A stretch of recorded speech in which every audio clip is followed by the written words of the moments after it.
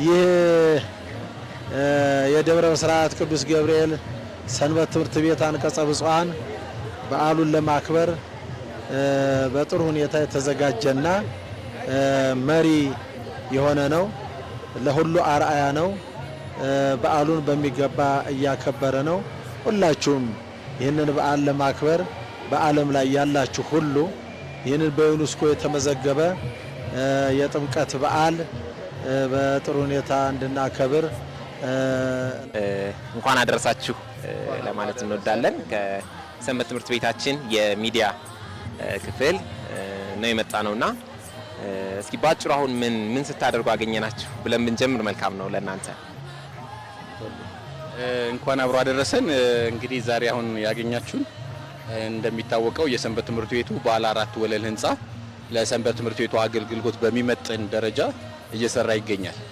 ያንን የህንጻ ግንባታ ለመደገፍ የህንጻ ኮሚቴ የተለያዩ በዛሬው በጥምቀት በዓል ላይ የሚሸጡ ነገሮች አዘጋጅቷል። ለማየት እንደምትያቸው የተለያዩ ኮፍያዎች፣ የሎሊ ቺፕሶችን ይዞ ምዕመናንን በማዳረስ የህንጻውን ፍጥነት ለመጨመር የሚያስችሉ የገቢ ማሰባሰቢያ ስራዎች እየሰራን ያገኛችሁ።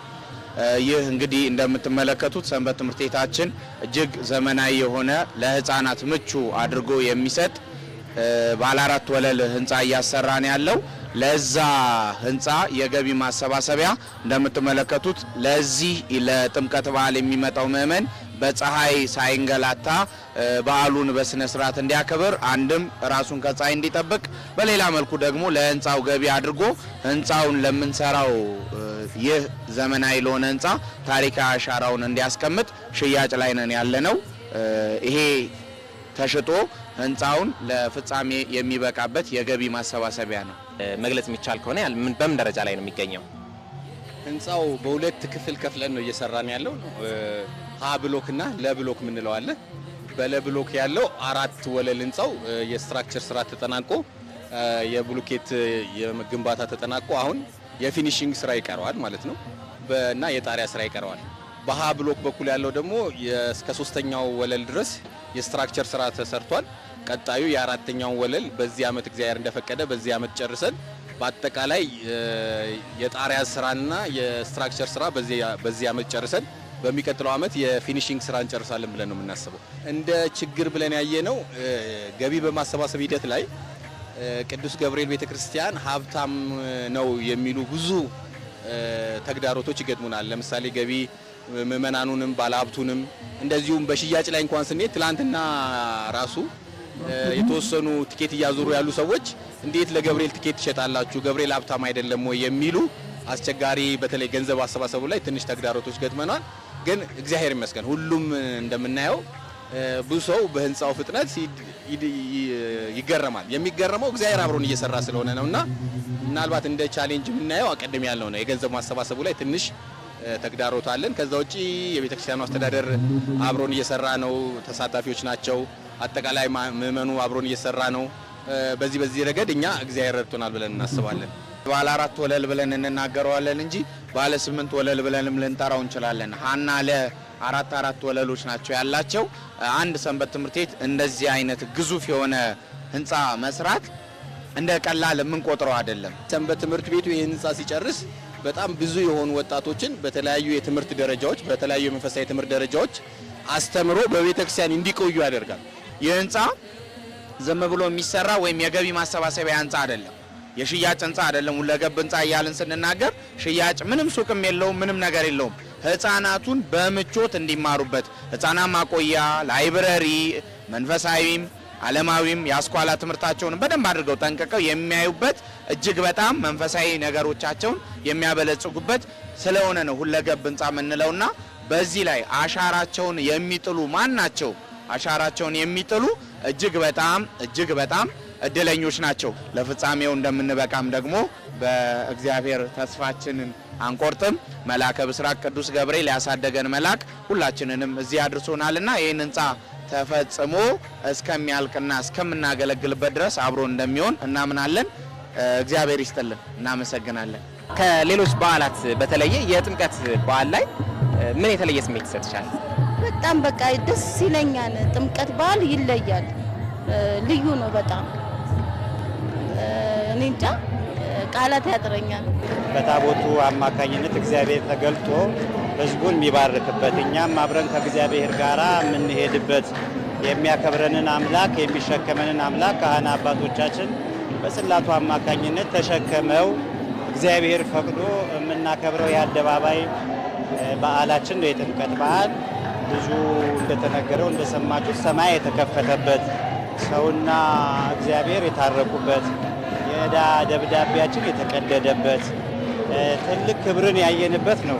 በጥምቀት በዓል ሲከበር በሃይማኖታዊ ይዘቱ ሃይማኖታዊ ፋይዳው እንዳለ ሆኖ አጠቃላይ ለማህበረሰቡ እንደ ሀገር ምን አስተዋጽኦ ያበረክታል?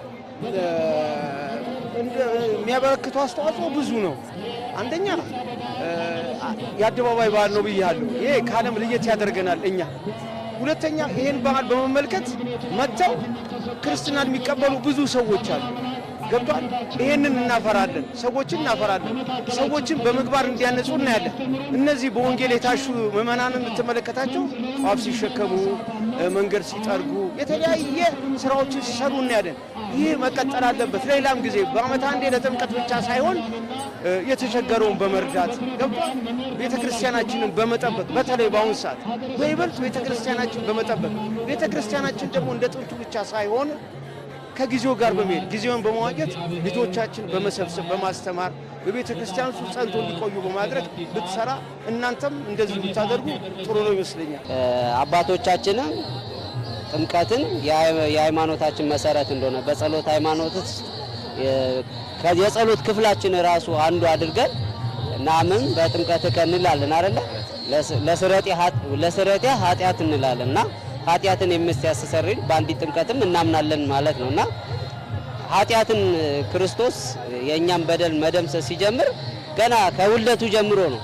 ልክ አንዳንዶቹ ለሰው ልጅ ድነት የተፈጸመው የሚመስላቸው ቀራኒው ላይ ብቻ የሚመስላቸው አለ። ግን የሰው ልጅ ድነት የተጀመረው ገና ከውልደቱ ጀምሮ በእያንዳንዱ በኪደተ እግሩ ክርስቶስ የፈጸማቸው እያንዳንዱ ነገር የኛን በደል የኛን ኃጢአት የሚሽሩና እንዲሁም ደግሞ ለቀጣዩ መሰረት የሚጥል ነገር ነውና ይሄንን በዓል ቅዱስ ቤተክርስቲያናችን ደግሞ ባህሉን ትውፊቱን የቤተክርስቲያን ስርዓቱን ባለቀቀ መልኩ ልክ ክርስቶስ ወደ ዮርዳኖስ ሄዶ ባህረ ጥምቀት እንደተጠመቀ ደግሞ ታቦታቱ ከቤተክርስቲያን ከመንበረ ክብራቸው ወጥተው እንዲሁ በባህረ መጠመቂያ ክርስቶስ በባህር እንደወረደ ሁሉ እኛም በባህር ሄደን እንድንጠመቅ ቤተክርስቲያን ስርዓትን ዘርግታ እሱን እናከብራለን። ከዓመት ዓመት በጣም የምንወደው የሚያስደስተን በዓል ነው።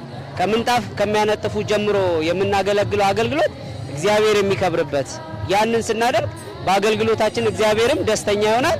እኛም በረከትን በስጋም ሳይሆን በነፍስም የምናገኝበት አገልግሎት ይሆንልናል። በመጨረሻ አስተላልፍ ላልከኝ ለመላው ክርስቲያን በሙሉ ኦርቶዶክስ አማኝ ለሆኑ በሙሉ እንኳን ለጌታችን ለመድኃኒታችን ለኢየሱስ ክርስቶስ ለበዓለ ጥምቀቱ አደረሳችሁ ለማለት እወዳለሁ። አመሰግናለሁ። በእውነት ጠንካራ ሰንበት ትምህርት ቤት ነው። ለሌላው አርአያ የሚሆን ሰንበት ትምህርት ቤት ነው። ስለዚህ በዚሁ እግዚአብሔር ያበርታችሁ፣ እግዚአብሔር ያጽናችሁ ብዬ እንትላለሁ። አመሰግናለሁ። እናመሰግናለን። መልካም በዓል ይሁንልዎት። እንግዲህ ተመልካቾቻችን መርሃ ግብራችን የሚቀጥል ይሆናል። የ2018 ዓ.ም የጥምቀት በዓል አከባበር በአንቀጸ ብፁዓን ሰንበት ትምህርት ቤት የሚዲያ ክፍል እያስተላለፍንላችሁ እንገኛለን። መልካም በዓል ይሁንላችሁ።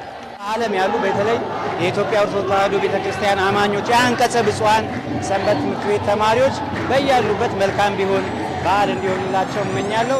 እግዚአብሔር ይስጥልኝ። ቅዱስ ገብርኤል እቅፍ ድግፍ ያርጋቸው። ያው ቅዱስ ገብርኤል ስል ሁሉም ታቦታቶች እቅፍ ድግፍ ያርጋቸው። ደስ ይላሉ፣ ያምራሉ፣ ከዋክብት መስለዋል። በጣም ደስ ይላል። እግዚአብሔር ይጠብቃል። በቃ ይሄ ነው የምለው።